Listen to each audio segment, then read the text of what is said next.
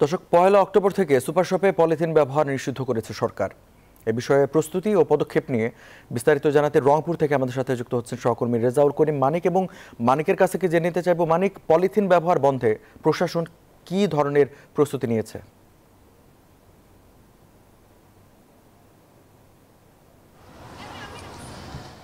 রঞ্জু, রংপুরের জেলা প্রশাসক রবিউল ফয়সাল আমাদেরকে জানিয়েছেন যে আগামীকাল থেকে মোবাইল কোর্ট পরিচালনা হবে পলিথিন বন্ধের, এবং যে সুপার শপগুলো রংপুরে রয়েছে সেই সুপার শপগুলোতে তারা অভিযান চালাবেন। এছাড়া ১ নভেম্বর থেকে তারা কিন্তু সারা দেশের বিভিন্ন দোকানপাট, ব্যবসা প্রতিষ্ঠান থেকে শুরু করে সব জায়গায় তাদের এই অভিযান পরিচালিত হবে। আপনারা জানেন যে অর্থাৎ প্লাস্টিক পলিথিনের অপ্রতিরোধ ব্যবহার কিন্তু পরিবেশের ভারসাম্যের কিন্তু বড় ক্ষতির কারণ হয়ে দাঁড়িয়েছে।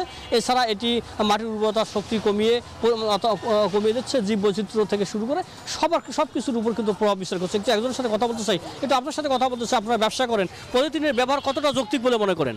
শব্দের আরেক নাম, একদম ইউনিক স্ট্রাকচারাল ডিজাইনের কসমিক ডো, থেকে ৫০ বছরেরও বেশি। কসমিক ডো। আসসালামু আলাইকুম। জি, আসলে পলিথিন ব্যবহারটা আমার কাছে বাতিল করাটা সবচেয়ে ভালো, কারণ পলিথিনটা পরিবেশের সবচেয়ে ক্ষতিকারক, যা আপনার আবাস সুবাদ, পরিবেশ সব কিছু ক্ষতি করে, এবং এটাতে ক্যান্সার বা অন্য রোগ বেশি হওয়ার সম্ভাবনা বেশি থাকে।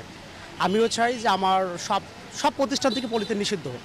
অসংখ্য ধন্যবাদ। কথা বলছেন একজন ব্যবসায়ীর সাথে, তিনিও বলছেন যে সরকার যে সিদ্ধান্ত নিয়েছে সেই সিদ্ধান্তের সাথে একমত পোষণ করে তারাও পলিথিনের যে ব্যবহার সেটি তারা করতে চান না। তারা চান যে পলিথিনের বিকল্প কোনো কিছু ব্যবহার করে পরিবেশের ভারসাম্য যাতে রক্ষা করা যায় সেই পদক্ষেপ কিন্তু তারাও চান। আর জেলা প্রশাসক আমাদেরকে জানিয়েছেন যেহেতু সরকারের একটি কঠোর নির্দেশনা রয়েছে, তারা কিন্তু ইতিমধ্যে মোবাইল টিম প্রস্তুত রেখেছেন এবং অর্থাৎ মোবাইল টিম প্রস্তুত করে রেখেছেন এবং তারা কিন্তু অভিযান পরিচালনা করবেন। তো এই ছিল আমার কাছে রংপুর থেকে সর্বশেষ ফয়সাল। রেজাউল করিম মানিক, আপনাকে ধন্যবাদ।